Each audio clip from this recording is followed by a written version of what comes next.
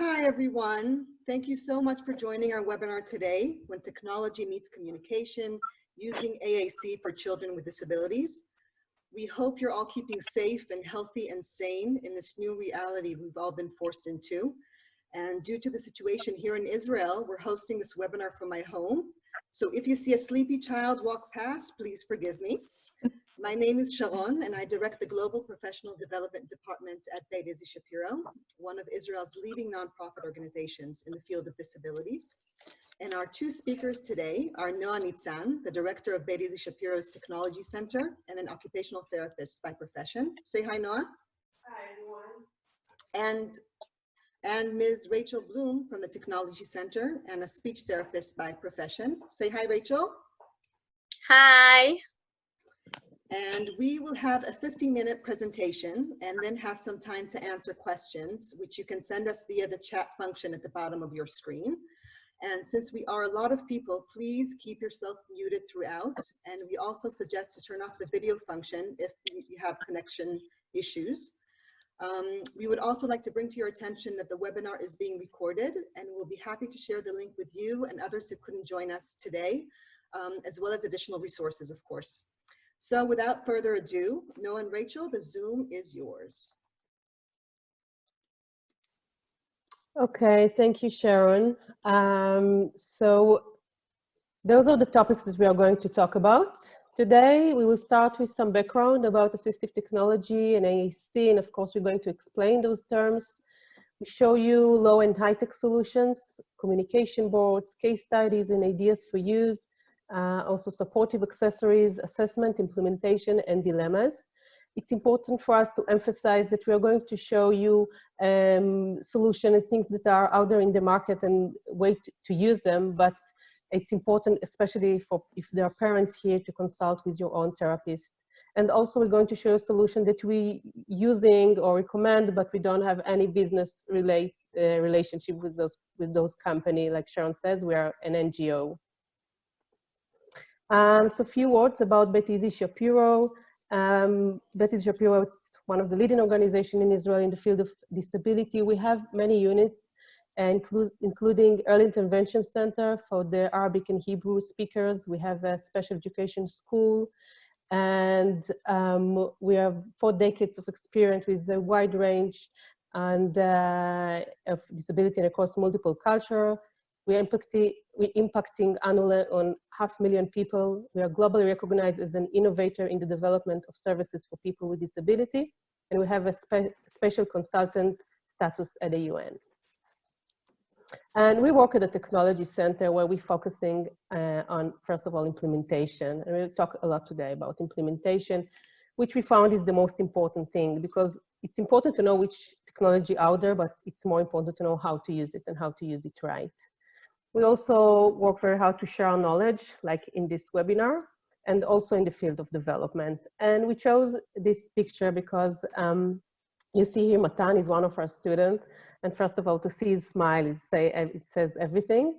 And Matan here in the picture is playing Taki. Taki is the Israeli version of Uno. And he's using also a low-tech solution, a card holder, because he cannot use his hands. He has a pretty severe cerebral palsy.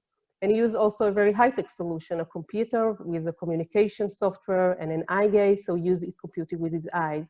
So he can participate and play with his friend, and this is our main goal. And we're all now in very extraordinary period and stressful time, and we work very hard to stay connected to our students and their families.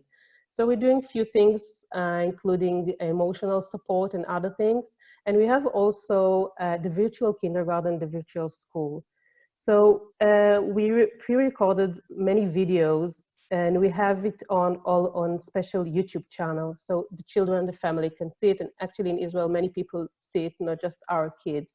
And we have their morning circle and lessons and group and ideas for play and other things that you can do from home, and sport and yoga and swimming, like you see here, and many things. And we will start with Eitan. Eitan is an amazing child with a lot of sense of humor, with a lot of friends. Today he's around 13 years old. When he came to Beit Izzy, he was around 2 years old. He has a pretty rare genetic syndrome. Most of the children with this syndrome are not able to speak. And we start to use technology with him when he was very young. So I'm going to show you the video, the first video of איתן. רגע, מה אתה אוכל? ופל? מי הביא לך את הוופל? אבא הביא לך ופל. ורגע, אחר כך אני אראה לך. הוופל טעים? מגעיל. הוופל מגעיל? לא. מה הוופל? טעים. הוופל טעים. So you could saw Eitan sitting in a sofa in such a normative daily routine situation, chatting with his mom, and really thanks to someone. And it's a great example of how technology promote and let him to communicate. And we find it's very important to start in a young age, and we'll discuss it also later. And it's also a great example how we use technology to promote participation. It's important for us to think about participation all the time when we are talking about our goals and how we use technology. It's one of the main principles from the ICF, and also to focus on ability and not disability. And we're going to show you a few examples of AAC, and it's a wide range from low to mid to high tech, according to level of complexity, electronic features, etc. And although we have great advanced technology, a very high-tech solution, we still use also low-tech solution. And I'm sure you see many examples now. So we're moving now to Rachel to talk about AAC. Okay, so hi again, and so AAC is augmentative and alternative communication. This term encompasses the communication methods that addresses the needs of individuals with significant and complex communication disorders, and those people that actually can't express themselves efficient enough through the conventional way by speaking and writing. So those communication methods are used to supplement existing speech or replace speech that is absent. The use of AAC can be temporary when used by patients that lose their voice for a short period of time, and it's very relevant in those crazy corona time when people are treated with ventilators. And the use of AAC can also be permanent when used by an individual who will require the use of some form of AAC throughout his or her lifetime. Here are some examples for AAC solutions that we are going to show you. And we can divide those solutions from low-tech and even no-tech to high-tech, and it's very similar to the slide Noah showed you before. The no-tech solutions are techniques that have no technical aspect in using them. So those techniques are also called unaided AAC. Techniques you can do just with your body, like gestures, manual signs, facial expressions, vocalization, and body language. Rachel? Yeah. Sorry, I'm just jumping in. We have one of the participants who is hard of hearing and has asked that we speak a bit slower and calmer so that the interpreter could work better, okay? Okay, so please let me know if I'm starting to speak quick, okay? And thank you for telling us. Thanks. And it's very important to start working with AAC at a young age because that is the time that our brain is wired to learn language. And we can help a child to lay down the infrastructure for language and language processing, and that will help him to express himself and also help him to develop language and language comprehension. And we need to remind ourselves that even when speech is absent, our mind, our thoughts, needs, and an opinion are still there. And people have to have a way to share them with others, and everyone deserves to have a voice. And of course, speech is the conventional way to express our mind, but speech is actually only the tip of the iceberg. And when a person can speak, we need to remember that he still have thoughts and feelings and ideas that are hidden under the surface. And we need to find AAC solution that will help him to expose the bottom of this iceberg. So assessment for efficient use of AAC should be done once the user has required some experience using different kind of AAC. And it's usually done by a speech and language pathologist, but it's important to consult with the teacher and the occupational therapist and of course the family and the patient himself. And we always recommend to work in the transdisciplinary way with a team of experts in order to assess the real person abilities and needs. And we need to remember that sometime along the process, adjustment need to be done and not to be afraid of it. So the first AAC solution we're going to talk about is a no-tech unaided AAC. We'll talk mostly about gestures and sign language. Gestures are manual signs, and it's something we all do with, like, naturally with our body and hands. So like saying hi with my hand right now. And both gestures and sign language are produced with our body, and our body, our hand are always with us and always available to us. So sometimes we teach well-known gestures and even teach sign language to help a child to express himself naturally. And even if a person can't sign very accurate, we can still have, he can still have idiosyncratic gestures or agreeable voice productions that represent a word or a meaning, and everyone around him understand those. Think about how important it is to be able to say some very important messages like I need help, or I need to go to the bathroom right now. And you can do it with your hand or by a voice production. You can decide like this sign, like doing this will mean I need help. And by saying I mean I need to go to the bathroom. And I know it may sound very basic to you, but gestures are always available. And sometimes it's the most efficient way to send a quick message. And here are some examples our school and kindergarten of how we create opportunities to learn sign language and hand gestures. In the first picture, you can see that on our walls in the school hallway, we have a board with pictures that explain how to sign some words. And in the kindergarten, in the second picture, we have, you can see our parents' WhatsApp group. And we send in the group a short video or a short clip that explain how to sign relevant words. And we also created the Easy Sign app that help kids and the families learn new signs. And it's free, but it's in Hebrew. But we wanted to share it with you because maybe one of you wants to create this app in your own language. And if you want that, we will be happy to talk with you and to share knowledge with you. And for the English speakers among us, here are some apps that were designed for children to learn the American Sign Language. What is represented on this slide are low-tech solutions for AAC. It means something you need to have with you when you want to communicate. Using objects, pictures, and especially symbols as AAC are very common. Those solutions are for children and adults that can't speak and don't know to read, to write or type. So the level of visual representation can be different from one patient to another. We choose it according to the person's ability. And you can see it on the slide. The progression from concrete, tangible objects to photos and then pictorial symbols and even more abstract symbols and icons and words. Here in the slide, you can see how we represent the concept or the word to drink.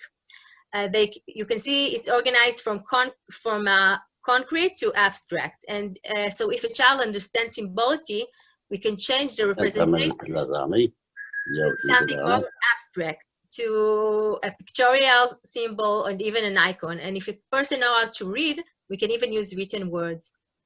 So how we use it for communication, so actually we need to have a collection of objects or printed symbols that their meaning is clear to the patient and his family and his surrounding. And we need to teach him how to communicate by using them, maybe by by pointing or long gaze at them, and you can organize symbols together on communication boards, and it will make it easier to use. And here is example for tactile symbols that can be used by visual impaired people. You can buy them or make them yourselves. And today you can even print them out in the 3D printers. And I must say that using symbols for communication was something we always did. We did it back then in Egypt, and we do it today with the emoji when we talk together on WhatsApp groups and in Facebook and actually everywhere. It's something that is very, very natural to all of us. And here are some examples how we create opportunities for conversation. So we always say that everywhere we go, we always take our AAC with us. And in the picture, you can see how we always carry symbols on our clothes with a simple keychain, sorry. And we communicate in the also in the swimming pool, because it's very important to communicate everywhere. And when we eat and when we play in the different kindergarten centers, and even in our hallway, we have symbols so we can talk on the way to class. So now we are moving to MeTech and to the next methods of aided AAC that's called simple speech generating devices or communication buttons. And it's something it's a button that you record on a message and a person can click on it and hear the message. So those communication buttons give the person an opportunity to be heard, and it's unlike the printed symbol we talked previously. And it adds a voice to your message, and it gives a person more independent, because now even if he's alone and he wants to say something, he can click on the button and say it, and someone that is even in the other room will hear it and come to hear what the person has to say. And it's a simple solution that can really open the door for communication and independence and participation. And it's easy to use and easy to record. And although we have really good new high-tech solutions, it's still something we use in different environments. And as you can see in the picture, there are different kind of AAC of communication buttons in the previous slide. With 1 and 4 and even more buttons. It's simple to activate, and you can activate it by your hand and your foot and even your head, and it all depends on your motoric ability. And you can see in the picture our news button. It's a communication buttons that hang near the door of the classroom. And so when a visitor come in, he can press on the button and hear the latest news, like if someone is celebrating a birthday today, or if someone's brother have been born. And it's really a nice way to start a conversation. And in the second picture, you can see we hang communication buttons in the hallway. So when we are outside of class, we can sing along together. And we also use the very, very simple one-cell communication buttons to send message from school to home and vice versa. So a child can share his experience from home with his friend at his class, and share his experience from class with his family at home. And those are apps that you can download to your iPad that are actually communication buttons. The first one, the Play Button app, is free. Using touchscreen devices is an high-tech solution for communication. In previous years, technology advances the field of AAC because it made it easier to create communication boards and to use them. And it allows for more people with a greater variety of disability to have communication and the chance for greater independence and participation. And the touchscreen are really a revolution. They're really a revolution in the field of AAC, because there are iOS, Android, and Windows touchscreen, and they are all portable. And it's so normative to use them, and it's something that appropriate at any age. And and the dynamic nature of using touchscreen make it easier and more efficient to use a larger vocabulary. And in the picture, you can see Eitan, which we saw on the movie before. In the kindergarten, he went to on the inclusion program, and you see how all the kids gather around him, and the touchscreen are really cool, and all of us use them, and it's really making him the star of the kindergarten. And now we will see Eitan in the second video that was taken when he was around the age of 7. You will see him using an iPad with AAC software. In the video, he tells his friends about his weekend experience, and that was his brother's birthday.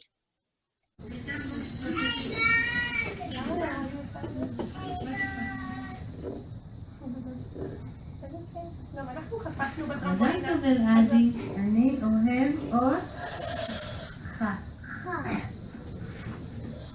וואי, מקסים. איתן, תספר לנו בן כמה אלעד?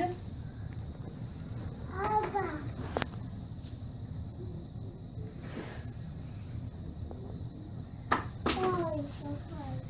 שתיים. איתן, אלעד בן 2, וואי, איך הוא גדל. יפה, ואכלתם עוגה ביום הולדת? כן? יפה, מי הכין את העוגה? מי? אני תאכל מהטאצ'ה. אני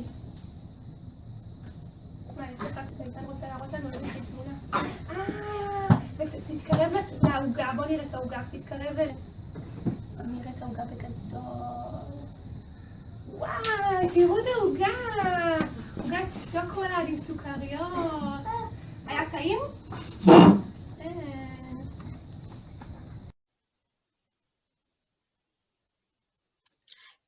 So I hope you all saw the dynamic nature of using a touchscreen, and how Eitan can communicate by pressing on one symbol that moves you to another screen with more vocabulary. And I hope you saw how he moves between different apps so naturally. And this is such a great example for two things. The first is showing how creative Eitan is with using his technology, and how also use different modes of communication to express himself. He used symbols in an AAC app, and he used photos in his album app. And this is a really true about all of us. We all use different kind of ways to communicate. We use speech, we use written words, and we use our letters when we need to send some message. So it's really nice to see it when Eitan do it also.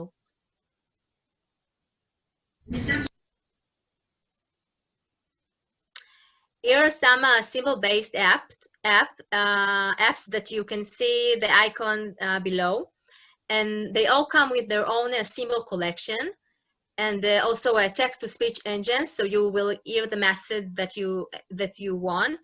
And also you can record a message if you want to sound more human-like.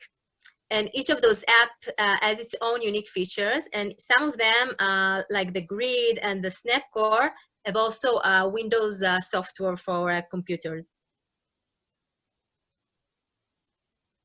And again, everywhere we go, we take our touchscreen device with us. So as you can see in the pictures, it's a touchscreen are very portable, and that is make it easier to use everywhere. And maybe sometimes we need to do adjustments, like in the swimming pool, but it's really worth it. It's really, we need to find a way to communicate everywhere we go.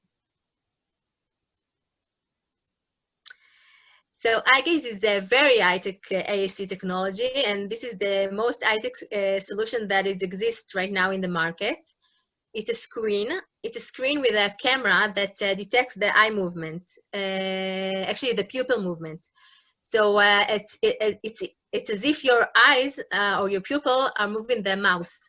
And for example, if a child look at the symbol of banana that is on his screen, and if he's looking on it for 2 seconds, the computer will say, "I want banana," and everyone around will know what the child wants to do to eat. And of course, we can decide whatever we want the computer to say. And in the picture, you can see one of our girls playing with a doll, and she's doing it with her eye gaze system, and she's telling the occupational therapist that's working with her what she wants the doll to do. Maybe the doll wants to eat or to drink, and it's actually something that every girl her age is doing while playing with the doll, and now she can do it also. And in the second picture, you can see one of our students in his parent-child teacher meeting. And this is really part of our self-advocacy program. And in the meeting, he tells what he wants to accomplish this year, what he wants his goals to be, and not just to hear his parents and his teacher decide for him.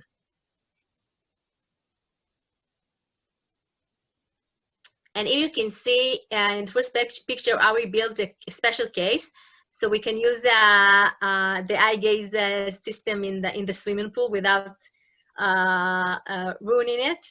And in the second picture, you can see the all-in-one iSirius by Toby, that is actually an eye gaze camera with a computer and an hardware and a software, and it's all together as a one all-in-one solution. And it's also splash-proof, so now we can use it on the swimming pool, and we don't have to make any more cases by ourselves. And this is a new and very exciting Israeli technology. This is the eye control, and it's a wearable personal communication device that gives a voice to locked-in patients. It's actually a supplementary solution for eye gaze, because when you use eye gaze, you need to be in front of a computer. And now you can do it even without computers. So it works by using audio feedback and eye gestures. So the vocabulary is organized in folders, and you hear the options in your ear. And in the moment you hear the message or the message you want, you can blink with your eyes or move your pupils. And this is the way you choose the message. The eye gaze control is a standalone portable device that allows for immediate and around-the-clock communication, and it also works with in complete darkness, and even if you have just one eye that's functioning, and it also can operate a computer actually.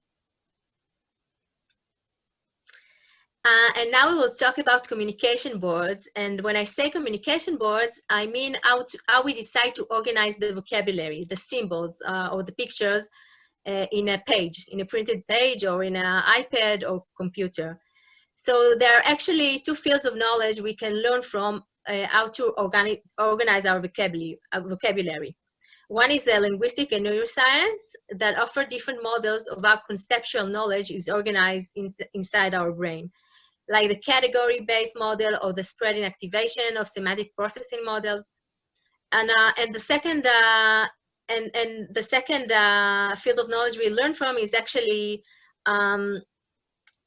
it's actually from the field of AAC, that we can learn how it works with different patients in different age groups and with different abilities, motoric-wise or language-wise. So one way we organize vocabulary called visual scene display, and you can see it in the first picture. It's actually a picture with hotspots, and when you press on each hotspot that on the screen, you hear different message. And by research, it's actually the best way to start with AAC, and especially with toddlers. And I want you to see how it works in a short video. Read to me. That's funny. So the second picture is that you see is a visual scene display board with symbols on the side, and this is to help a child to move towards the next level of communication boards. So there are other ways to organize the vocabulary, and the first one is the semantic synthetic display, which build in a way that motivates you to create a sentence. And the second way is the taxonomic display, which means the vocabulary is organized by main categories. And the third one is an activity grid display that organized in a way that each page contain a vocabulary that is around a certain daily activity. And it's a bit like the visual scene display, but with the symbols. And you will see now a short video that you will see a board that is organized in two methods of organization: the semantic display, syntactic display, and the category. And you will see also the dynamic aspect of using AAC with the touchscreen devices. I want to drink Corona beer.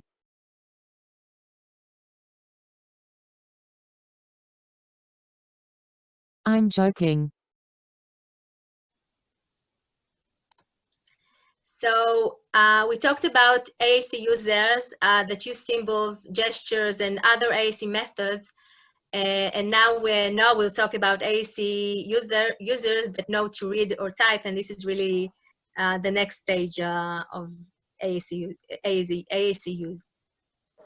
Okay, so typing is very important because, sorry, when we're using symbol communication boards, the child language is limited to what we chose, what we put in his device. The minute the child could type, he could say whatever he wants. So we're going to see Eitan again. And now in this video, he is, I think he was around 10 years old. And again, telling experience from the weekend. איתן שלא שיתף, וריה גם לא שיתפה, ואביעזר שלא שיתף. את מי את בוחרת? איתן! איתן? איתן בוא. בוא תספר לנו מה עשית בשבת. איתן. בוא, תשב ותספר לנו. איתן, מה אנחנו רואים בתמונה? מי זה? יום הולדת. למי הייתה יום הולדת? יום הולדת לאלעד. בן כמה אלעד? 4. בן 4? איזה כיף. אתה רוצה לראות עוד תמונה? כן? התמונה הבאה. מאיפה התמונה הזאת? מה, אביעזר? מאיפה התמונה הזאת, איתן? מה זה? בלונים. בלונים? מסטיק. מסטיקים יש פה? אז מה? אני לא הבנתי.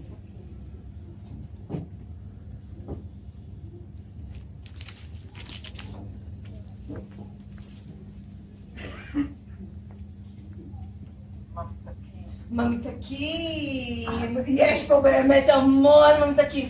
אני רואה פה סוכריות גומי, ומרשמלו, שוקולד, בייגלה, במבה, ביסלי, המון ממתקים. מה, עוד תמונה? אין לי עוד תמונה, יש סרטון. סרטון? כן, אמא גם שלחה סרטון. אבל אולי תספר לנו איך היה ביום הולדת.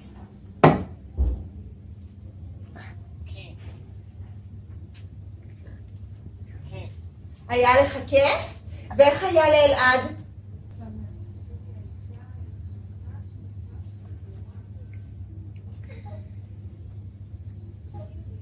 שמח. כן? אלעד שמח ביום הולדת שלו? איזה כיף! ואני רואה שגם הייתה עוגה ביום הולדת. פיצה. של כוח פי.ג'יי, אתה צודק. הוא אוהב את כוח פי.ג'יי, אלעד? כן. כן? אז בואו נראה גם איזה סרטון אמא שלך. So I think it's a great example. First of all, I have to say that it's one of the best lessons in the week. When we're talking about experience from the weekend, it's a great way to encourage the children to tell their stories and interact with each other. But you can saw and heard that Eitan start to speak, which is really amazing. But when he felt that it's not good enough for him, he go back to his computer. Now he could type, and he's doing it actually amazing with not even spelling mistakes. And we really feel that if Eitan was born like 10 years earlier, we'll never know what is inside his head. And to see his amazing potential, it's really thanks to technology. So there are many typing apps for AAC, and most of them have a keyboard inside and other things, but there are other features that make the app help the communication to be easy, like word prediction, quick phrases, area of commonly used words, also text input for additional needs like to send messages or emails, option for text output to be displayed facing the communication partner, so if someone is in front of you, can really read what you're writing, typing, and some apps allow for customization for the visual aspects of the keyboard. And here are a few examples how those apps could look like. They're different. And for the English speaker, you are very lucky, but because there are very good and many typing AAC apps. In Hebrew now, we don't have even one. And it's pretty sad because it's very, very important for people who can type. And we do find out that if the child is ready, and you have to consider aspects related to literacy and other things, it's very important to start early because it could be his main mode of communication in the future. EasyBoard app, it's an app that we've developed. It's not an AAC app, but it's a virtual keyboard that you can customize it and do almost everything that you want in a visual aspect. Also to choose just few letters that will appear in the keyboard, which is very useful at the beginning of the process of typing. But you can use also the voice engine of the iPad and use it, and then it's great. It's free and it's in the on the App Store. And of course, you can type also with the eye gaze. So there are software like the Communicator or the Grid 3. And here in the picture, you can see one of our students using his eye gaze for typing, and he's not using a regular keyboard. It's a keyboard, sorry, that his speech therapy create for him at the Grid 3, and it's a group of letters. So the minute he's pressing a group, then just the letter of this group is appear, and it's very, very useful. So we talk about a lot of solution, and you can ask yourself why to use low-tech when you have such a great high-tech solution. So you have to find out what works for your patient the best. And also we combine low-tech and mid-tech and high-tech solution all the time, we really do. And of course there is the aspect of the cost, and you sometimes don't want to rely on electricity, and you feel very confident just to have the low-tech solution, and it's okay. So also things like when you're outside and there's the sun, it could be glare on your screen, and also in wet environments. We're using in our classes also this big touch screen, and it's great. And you can see here in the picture, it's not really the teacher here. She's not using it really for, it's not a communication board. It's more for her lesson, but it's really promote the communication between everyone. And it's the same symbols that the children use. So it's great modeling. And also you can see in the picture that the children using are also their own devices, like their iPads or eye gaze. And this is another example in our school. The teacher used the big screen, and the same board that she has there, she sent to all the devices of the children, if it's an iPad or an eye gaze. And it's very, very interactive lesson. It's not just the child with the device. She's doing many things in the classroom. And we're moving now to talk a little bit about supportive accessory, because it's very important, especially when you're working with children or adults with motor disability. But first of all, I really recommend to use always protective cases, because the iPad is very fragile, and it's better if it has screen protector, additional stand, and even built-in speaker if needed. You don't always need it, but there are few, like the Tobii one that has a built-in speaker. We use iPad stand because it's important to prevent the pressure on the neck. So there are some homemade solutions that we made, like you see in the picture on the right, and you can stack it to the table. So it's great for children who have problem with to control their hand movement, also behavioral issues, then they can be independent with those stands, and also the stands on the wall. And you can also find great off-the-shelf solutions like IKEA's one, which is not sometimes the best solution, but it's very easy and it looks great and it's very cheap, and actually we use it a lot. And this again, the swimming pool Racheli showed before, but Here it's, again, it's a combination of a homemade stand with a waterproof case because the hydrotherapist cannot hold the child and the iPad and do everything together.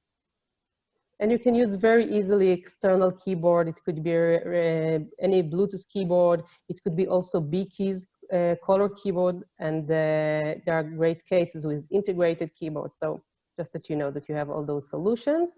And also external speakers. It's very important, especially for personal use if you're using AAC outside, but also when we are doing and using it in these big groups. So now you can use also for people who has problem with the fine motor or to point on the screen. There are solutions like styluses, and you can have many solutions you can find on the web, like for adaptive stylus.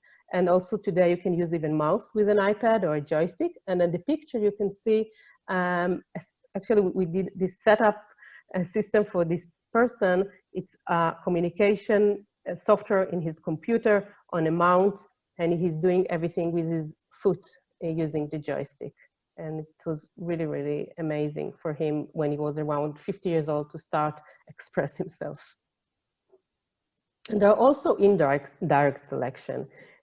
Switches are like big buttons, and you can use it with your hands, with your head, with your legs, and it's very easy to use. The thing about switches is that it's an indirect selection, which means that if you use it, for example, in a communication board, you have to do a scanning. Like it's a scanning, and then you choose the role that you want, and then you do another scanning to choose the picture that you want. So it's not the most easy way, but sometimes it's the only way. And of course, you can use mouse, especially for wheelchair users, which make it very accessible. And we are moving to our end of our presentation. So first of all, there are always issues and dilemmas, especially when we talk about technology. And if we're talking about AAC, so there are the assumption that using AAC delays speech. And we really can understand where it's coming from and why parents sometimes talk about it. We do know that it's not really true. We saw a ton, but not just a ton. Also, we know it from literature and research that using the assistive technology for communication sometimes really help, and it's augmentative technology. And when we start using AAC devices with children, it doesn't mean that we stop work about their speech.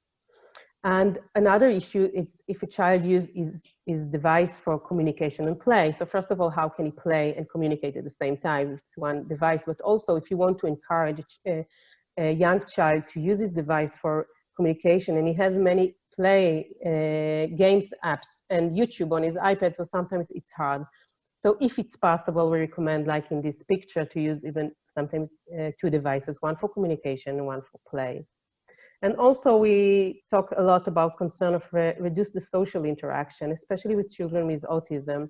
When they play, when they gave him an iPad, and then we feel that we are not interaction with them anymore. So you have to find what is the best for this child. So like I said at the beginning, implementation is the most important thing. And you have to support and guide for the child, the family, and the school staff. And it's something that we do all the time. It's an ongoing process. You have to consider the context, to know the child and his environment, to remember that it's ongoing dialogue, to address the emotional aspect, which is something that many times we forget, especially when we talk about assistive technology. There's a lot of meaning for a child and his parent that he starts using technology. To understand that it's not a magical solution, to have a realistic expectation and think out of the box. And we start to hear about amazing innovation in AAC, and it's still on research, like those technology that help us to really read brain waves, and then it's translated to a screen, but we are not really there. So it's important to be familiar with all the different levels that we've shown you, and the variety of technology that are available. And to remember that AAC should be used in a variety of situations and environments, to have a professional evaluation, and to know the skills and needs of the user in his usual environment and communication context. In case you don't know, there are famous AAC users. I'm sure you all knew Stephen Hawking and Carly Fleischman. She has amazing story. She's a very interesting woman, and she is with autism, and she's using now her technology even to have talk show on the internet. And you can find her on Google, and also she wrote a book with her father.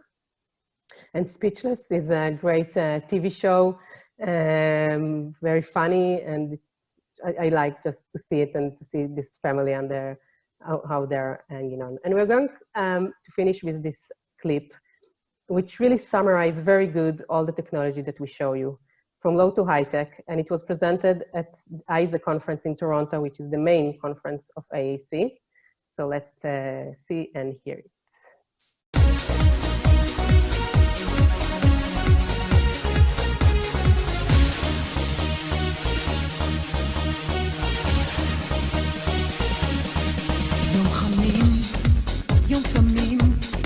יום תמים.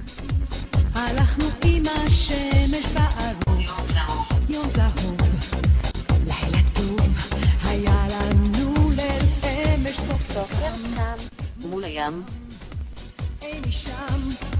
נכנס היום בשער בחלום. עץ אלון. ובילון. ניצחו באור השחר. כן, כן, כן, כן.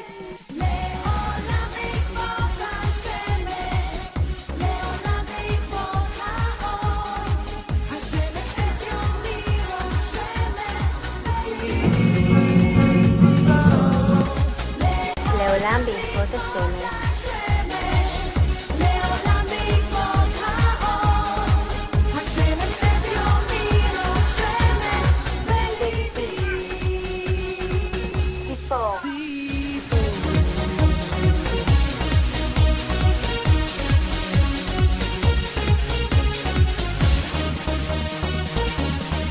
בן אדם. בן אדם. קום ידם.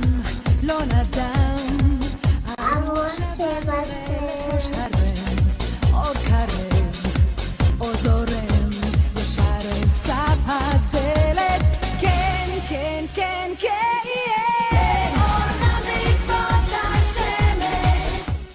לעולם בעקבות השמש סביוני רושמת בליבי ציפור.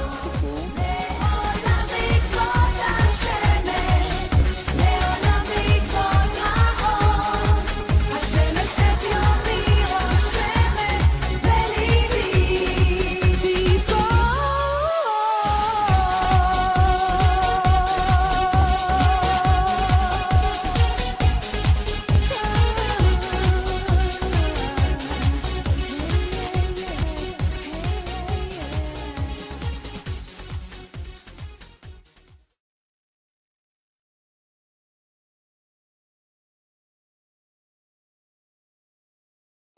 So that's it.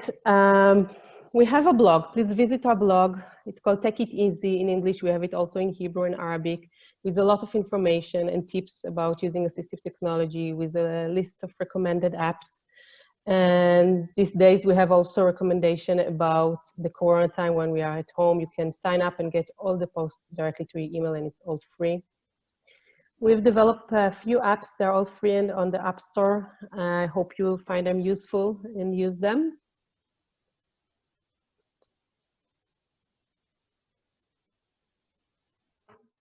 Yeah, sorry.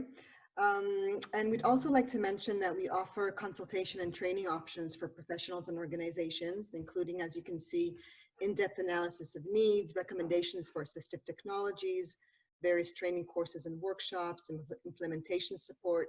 So if there's anyone here who would like to explore this further, please get in touch with us through the email that you can see there. And please also join us next Thursday at our technology webinar on the issue of play, which is an extremely important issue that we very much look into. So we'd like to tell you thank you. Toda.